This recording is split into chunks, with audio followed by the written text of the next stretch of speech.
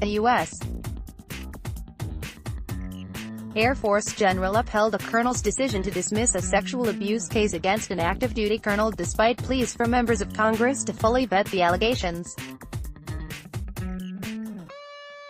Senator Kirsten Gillibrand and 2 Massachusetts representatives raised concerns about the quality of the investigation into the alleged abuse and the safety of the family. According to a letter obtained by Newsweek, "We are concerned that the safety of the children in this case could be seriously undermined because of reported actions taken by members of the Command and Air Force Office of Special Investigations, which suggest that the Air Force's own procedures and policies were not followed." Gillibrand and Representatives Joseph P. Kennedy and Nikki Songes wrote, in a letter dated June 12, to the Secretary of the Air Force, and the Air Force Chief of Staff. Gillibrand has long been a staunch advocate for military justice reform, especially concerning cases involving sexual assault. Last month, she introduced the Military Family Protect Act aimed at reducing child abuse on military installations. She also championed the Military Justice Improvement Act, designed to reform how cases are reviewed and sent to court, marital, including curtailing the power convening authorities wield in certain cases. Both bills are still in committee. Colonel Eric Holt is accused of domestic violence and child sexual abuse. The letter claims that qualified military prosecutors and civilian experts in the Air Force that potentially could have provided valuable input were barred from reviewing the case. "If the facts as reported to us are true, we have grave concerns about the safety of this military family," the letter said. "I urge you to ensure that a fair, impartial, and professional review of this case takes place immediately." Major General James A.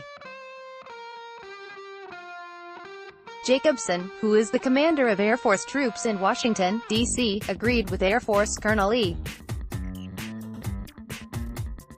John Teichert, who is the commander of the 11th Wing, to not move the case forward to an Article 32 hearing, the civilian equivalent of a preliminary trial, against Holt this past Friday.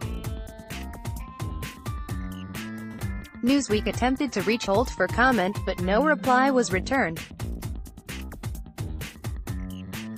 Holt is an active-duty officer, a Harvard-trained anesthesiologist and West Point graduate, who served tours in the Philippines and Afghanistan.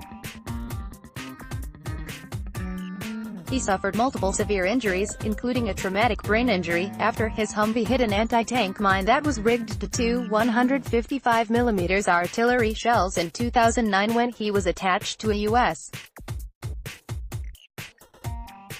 Marine Special Operations Team, according to court documents.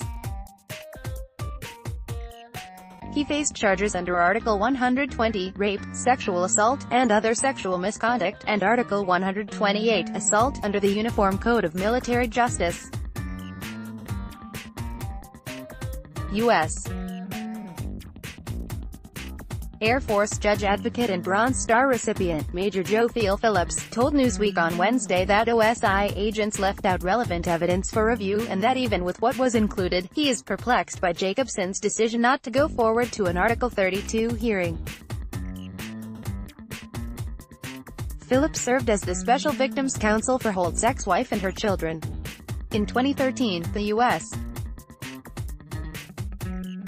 Air Force, in conjunction with other services, created the Special Victims Council to help stem sexual assault in the military and give a voice to victims within the military justice system.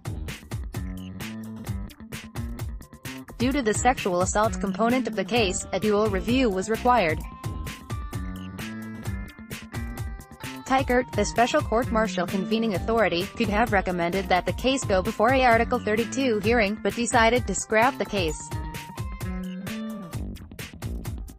Jacobson, a two-star general, could have overturned Teichert's decision by bringing the case up to his level as the General Court-Martial Convening Authority for after review. However, he agreed with Teichert's decision.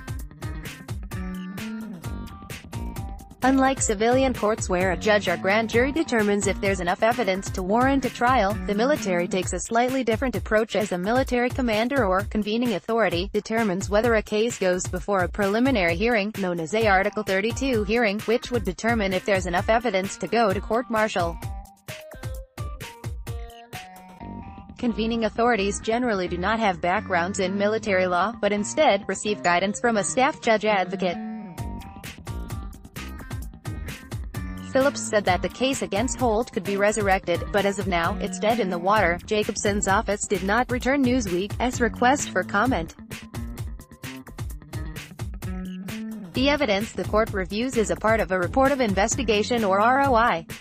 The report is prepared by special agents with the U.S. Air Force Office of Special Investigations. I've been in the JAG Judge Advocate General Corps for 6 years and I've never seen a case like this, Phillips said. It's outrageous. There's so much evidence in this case. I have no idea why it would not move on to a Article 32 hearing. We're not even asking for a court-martial. We're just asking that all of the evidence be reviewed. In April, a Pentagon report showed that sexual assault reports in the military surged by 10% in 2017 from the previous year. The total number of sex offenses reported was 6,769 to 4,193 involving female service members and 1,084 involving male service members. The others were made up of civilian personnel or victims who are not in the military.